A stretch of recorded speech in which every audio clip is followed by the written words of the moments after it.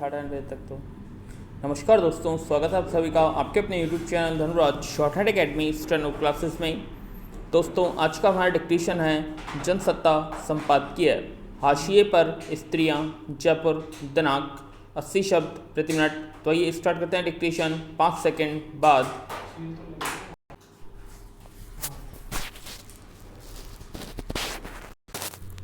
Start. अमूमन हर दौर में किसी भी संकट, युद्ध या मनुष्य जनित समस्या का सबसे बड़ा खामियाजा महिलाओं और बच्चों को उठाना पड़ा है। विराम। पिछले साल भर से चल रहे महामारी के दौर में इससे बचाव के लिए जो उपाय अपनाए गए उसमें पूर्णबंदी और दूसरे सख्त नियम कायदों की वजह से दुनिया भर में बहुत सारे क्षेत्र ठप पड़ गए या अस्त व्यस्त हो गए। विराम। अब जब महामारी का जोर कम होता दिख रहा है तो ऐसे में विश्व के तमाम देशों सहित भारत भी इससे उबरने की कोशिश में है। विराम। ऐसे में अर्थव्यवस्था को पहले जैसी रफ्तार में लाना सबसे बड़ी चुनौती है। विराम। इसलिए पूर्णबंदी में जो क्रमशः राहत दी जा रही है उसमें धीरे धीरे बाजार और आम गतिविधियां सामान्य होने की ओर अग्रसर हैं। विराम।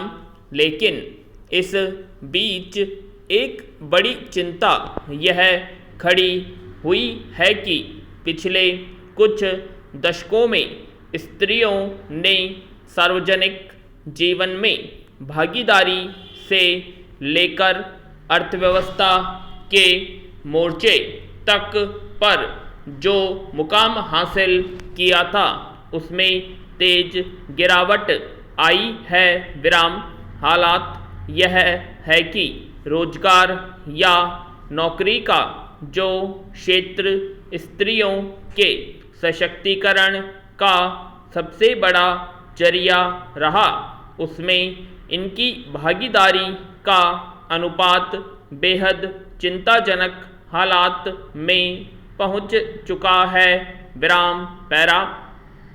गौरतलब है कि बबल AI की ओर से इस साल जनवरी से पिछले 2 महीने के दौरान कराए गए सर्वेक्षण में ये तथ्य उजागर हुए हैं कि महिलाओं को कई क्षेत्रों में बड़ा नुकसान उठाना पड़ रहा है।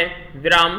भारतीय संदर्भों में रिपोर्ट के मुताबिक कोविड-19 के चलते बहुत सारी महिलाओं को अपना रोजगार बीच में ही छोड़ देना पड़ा। विराम।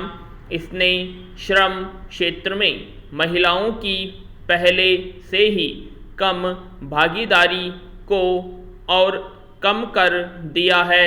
विराम। रिपोर्ट में कहा गया है कि कार्यस्थलों पर 71% कामकाजी पुरुषों के मुकाबले महिलाएं महज 11% रह गई हैं। विराम। जाहिर है बेरोजगारी के आंकड़े भी इसी आधार पर तय होंगे। विराम।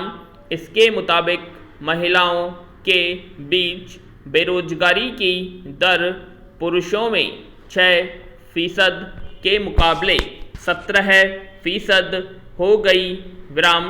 इसमें शक नहीं कि सामाजिक परिस्थितियों में महिलाओं को रोजाना जिन संघर्षों का सामना करना पड़ता है उसमें अब भी उनके हौसले बुलंद हैं।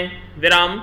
मगर सच यह भी है कि बहुत मुश्किल से सार्वजनिक जीवन में अपनी जगह बनाने के बाद अचानक नौकरी और रोजगार गंवा देने का सीधा असर उनके मानसिक स्वास्थ्य पर पड़ा है और वे उससे भी जूझ रही हैं। विराम पैरा।